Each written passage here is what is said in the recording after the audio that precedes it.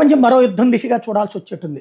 Israel Iran war ఆగిపోయింది అనుకుంటే Iran మీద యుద్ధం ఆగిపోయింది, కానీ ఇజ్రాయెల్ హమాస్ మీద యుద్ధం చేస్తుంది, హౌతీ మీద యుద్ధం చేస్తాను, హిజ్బుల్లా మీద యుద్ధం చేస్తుంది. ఇరాన్కి సంబంధించిన ట్రాక్సిల్ మీద వార్ అది కొనసాగిస్తూనే ఉంది. అదే సందర్భంలో రష్యా ఉక్రెయిన్ యుద్ధం ఆగింది అనుకుంటే అప్పుడప్పుడు రష్యా వెళ్ళి అటాక్ చేస్తుంది ఉక్రెయిన్ మీద, ఉక్రెయిన్ రష్యా మీద అటాక్లు చేస్తుంది. అంటే యుద్ధాలు ఆగినాయి కానీ తీవ్రత తగ్గింది తప్పించి ఆగలేదు, నడుస్తూనే ఉన్నాయి. అదే సందర్భంలో ఇప్పుడు సరికొత్తదైనటువంటి అంశం మూడవ యుద్ధం రంగంలో మొన్ననే భారత్ పాకిస్తాన్ యుద్ధం అలా ప్రారంభమై ఇలా ఆగిపోయింది. భారత్ జాగ్రత్తగా బాధ్యతాయుతమైనటువంటి పనిచేసిన తీవ్రవాద సంస్థలు లేపేసి ఆ పైన కీలకమైనటువంటి వాటిని ధ్వంసం చేసిన తర్వాతనే జరిగిపోయినట్టు. అయితే ఇప్పుడు తాజాగా తైవాన్ విషయంలో చైనా చేస్తున్న వ్యాఖ్యలతో మరొక భారీ యుద్ధ వాతావరణానికి రంగం సిద్ధమవుతోంది. చైనా వచ్చేటప్పటికి తైవాన్ ఎట్టి పరిస్థితులు దాన్ని ఒక సపరేట్గా ఉంచడానికి వీల్లేదు అంటూ మేము స్వాధీనం చేసుకుంటామని చెప్తూ ఉండటం అన్నటువంటి సంచలనం సృష్టిస్తోంది.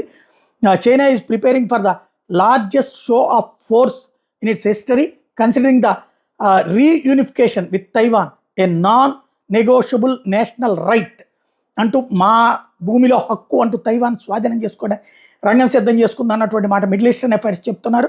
అట్లాగే అమెరికా దీన్ని కంట్రోల్ చేయడానికి అవసరమైతే యుద్ధాన్ని చేయడానికైనా సిద్ధపడుతోంది, మిలిటరీ బిల్డప్ అక్కడ ప్రిపేర్ చేస్తుంది అన్నటువంటిది ఇప్పుడు భారీ ఎత్తున సంచలనం సృష్టిస్తున్నటువంటి అంశం.